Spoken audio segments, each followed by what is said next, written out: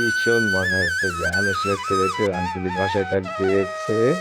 ভীষণ সুইট আর যে কোনে নাচছে দেখছেনই না, কোনেও কিন্তু ভীষণ মজার। সব মিলিয়ে আসলে খুব অসাধারণ। এটা খুব চাঞ্চল্য সৃষ্টি করেছে গোটা বিশ্বে, বাংলাদেশে তো বটেই। সিলেটের কথা তো বলাই বাহুল্য। এই যে চমৎকার গানটি দেখেন কোনে নাচছে, নাচের ঢংটাও খুব চমৎকার।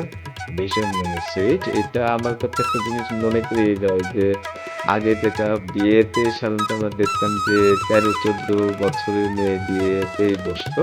পাশাপাশি আবার যে কনে, যে বর তারও বয়স ১৫, ১৭, ১৮ এরকম ছিল। তো আমার কাছে খুব অবাক লাগে যে সম্মান জামাইকে দেওয়া হতো সেটা খুব বিরল ধরনের সম্মান ছিল।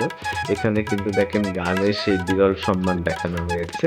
দামাল হলো সিলেটের ভাষায় আসলে জামাইকে বলা হয়। আর বউ হলো আসলে বউ বলতে বোঝাচ্ছে না, বসতে বলছে। আর টেরা মানে হলো তারা, তার মানে হলো যে জামাই আসছে সে আসমানের যে তারা তার সাথে তুলনা করা হয়েছে। আর তাকে খুব সম্মান করে বসতে বলা হয়েছে। যদিও তার মানে যে ভাই বা বোন বা ভাবি ৩ জনের কথা বলা হয়েছে। ভাইকে উল্টাপাল্টা মানে কটাক্ষ করে মজা করে বলেছে, তার যে বোনকে কটাক্ষ করা হয়েছে মানে সেই বরের। আবার বরের যে ভাবি তাকেও খুব কটাক্ষ করা হয়েছে। সব মিলিয়ে আসলে এটা একটা আনন্দ ঘন পরিবেশেই এই একটা বলা।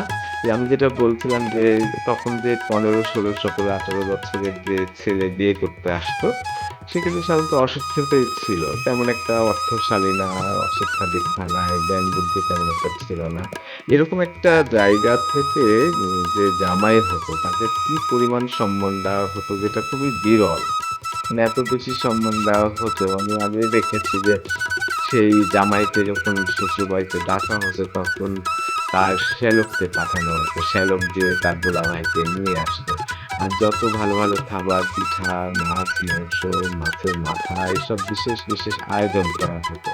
কিন্তু ভাবতে গেলে খুব অবাক যে এই ছেলেটার কিন্তু বয়স ১৫, ১৬, ১৭, ১৮ তার শিক্ষা নাই, পড়াশোনা নাই, তেমন একটা অর্থশালী ছিল না।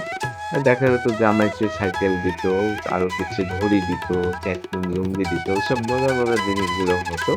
কিন্তু জামাইকে যে সম্মান দেখানো হতো সেটা খুবই বিরল। মানে আমার কাছে খুবই অবাক লাগে যে অসম্ভব মানে পাওয়ারফুল ব্যক্তিত্ব হলো সেই জামাই। দেখেন গানটাতে যে সৌন্দর্য ফুটে উঠেছে। এ পর্যন্তই ধন্যবাদ।